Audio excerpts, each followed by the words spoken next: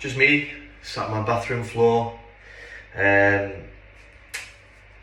Thought I'd do a preview for this fight tonight. Just can't be arsed writing it all up, to be honest. Because as much as I love Chisora and Fury, I don't think it's particularly a particularly difficult fight to pick. Although, obviously, you know, as we've been told millions of times in the build-up to this, anything can happen, and heavyweights, you know, there is a history of the crazy things happening. But for me, there's a lot of form here to look at, and I'm not expecting anything surprising in the outcome. So we've got Tyson Fury, 32 wins on a draw in 33 contests, 23 knockouts. Obviously the reigning linear heavyweight champion, and the WBC champion as well. On a very good run. He's won his last 5 fights, 4 by stoppage, after a draw with Wilder. Obviously climbed off the canvas numerous times. Looks like he's punching with a little bit more power these days, and obviously last time out, absolutely sensational against Dylan White. Barely put a foot wrong, really. And obviously Dylan White is a good measure for Chisora, because those two are so sort of competitive with each other. There's very little between them, obviously, with White having a slight edge. But you know, brilliant fights, very similar level fighters. So he's on a good old run is Fury. Obviously those sensational wins over Wilder, superb against White after the long break, and for me Tyson's comeback has been absolutely sensational. You know, after that period of time away and coming back from those mental health issues, I think it's brilliant that he's managed to find his way back, and you know, there's a very good argument that he's the best heavyweight in the world. Obviously only Usyk really can challenge that, and you know, that's a discussion for another day, I think. But yeah, superb fighter, brilliant all-rounder, certainly looking as if he's punching with a little bit more authority these days. But it's as much his boxing skill as his power. The shot against White was absolutely beautiful. You know, I'm surprised at that shot. I didn't expect him to be able to take White out with one shot like that. So it just shows that he is hitting a little bit harder these days, and I think that's probably with the confidence of standing and trading with Wilder, who for all intents and purposes was, you know, the most dangerous possible opponent in the division, and Tyson just stood with him and eventually took him out. So then we go over to Chisora, and Chisora now 33 wins, 23 by knockout with 12 losses. Of those 12 losses, only 3 by stoppage. His form is not great, and I say that with the utmost respect because I love Chisora. What a fighter, what a competitor, and that's why when this fight was made, there was a lot of negative comments, I thought, and for me, who gives a shit? He deserves his shot. He's you know, and I say that he deserves a shot because he's such a fierce competitor. This is a guy who has completely made his profile and his name around entertaining fights. He's not been protected.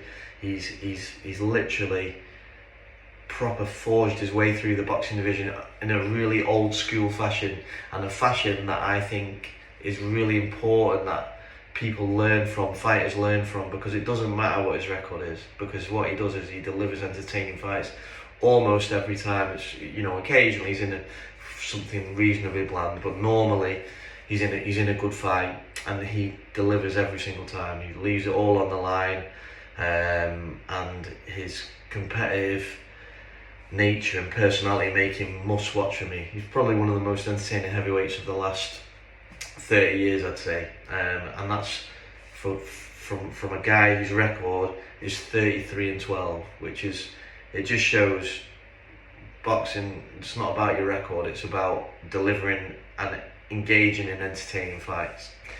So recent form then for Chisora, I mean, he's struggling.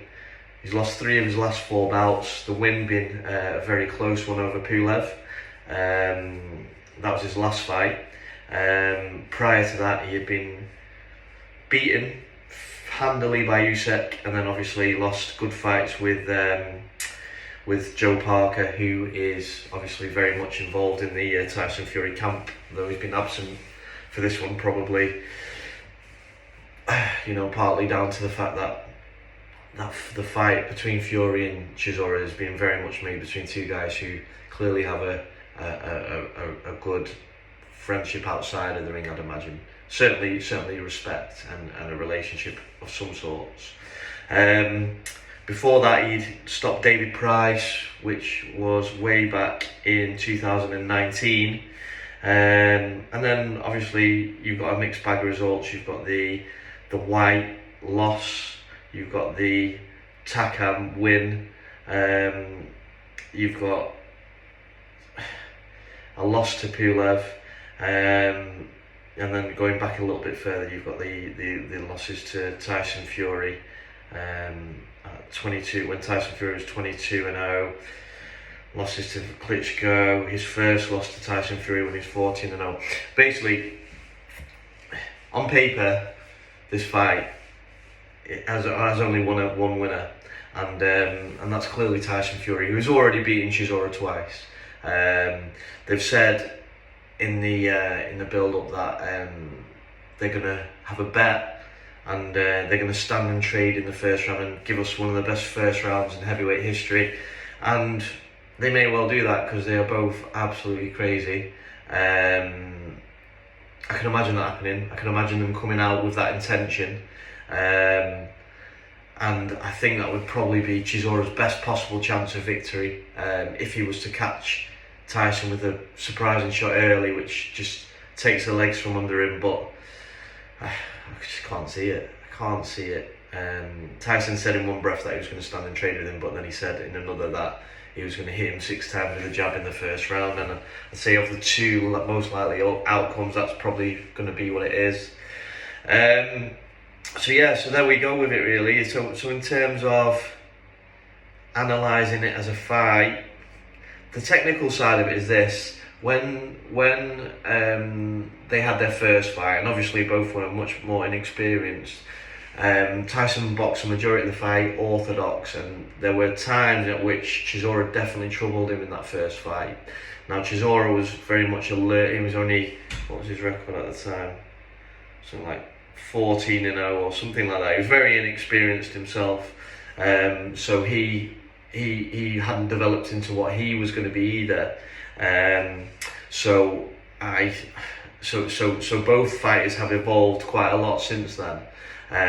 For me, Fury has evolved further.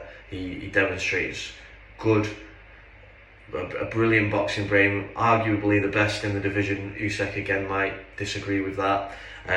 He's good at long range. He's very good at short range. He's dangerous with his uppercuts. He's dangerous with his clinch work. He's good at controlling the clinch.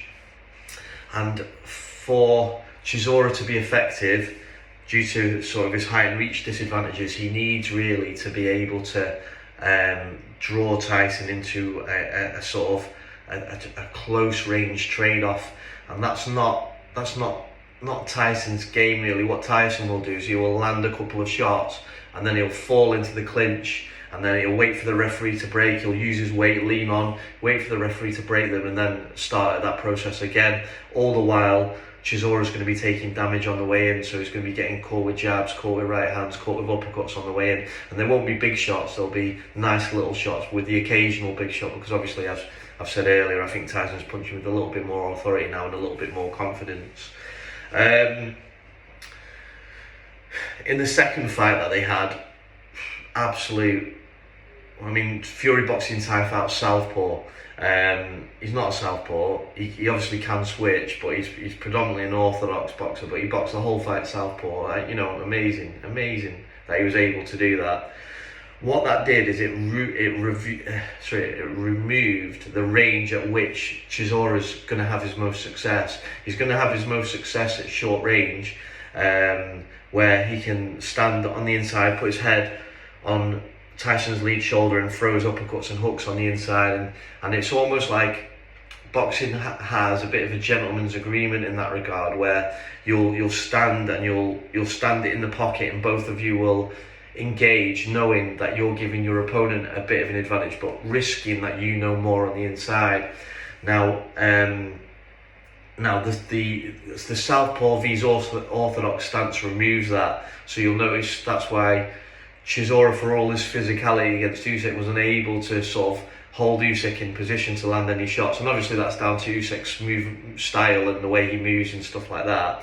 But it's just a southpaw and orthodox clash. That front leg prevents the locking of two stances. You don't fit each other like this. You're almost clashing like this with your front leg, so you can't stand in that really close range, where I think Chisora would most likely have most of his success, and I think Tyson will have the ability to remove that whenever he wants. So he might initially have this first round where he trades with Chisora, but I think at any point he's bothered or buzzed, he'll just go southpaw and he'll lean on and he'll remove that range. So my prediction then, it's got to be Tyson stoppage. It has to be. I think they may well come out and have that first round, but I think that will be, as well as giving Chisora his best possible chance of victory, I also think that will take enough out of the tank early so that it will remove Chisora's chances of going the distance. Obviously, there's a lot of respect between them. Tyson may box within himself if he establishes a good superiority early, but I don't think I think he's too competitive as a boxer. I think he'll be too focused on getting his stoppage win and moving on, outdoing Usyk. So I think even though they like each other, I do think the fight's legit, and they will just go for each other from the outset. So my prediction has to be it has to go for Tyson Fury, and I'd venture a stoppage slightly later than the 8th.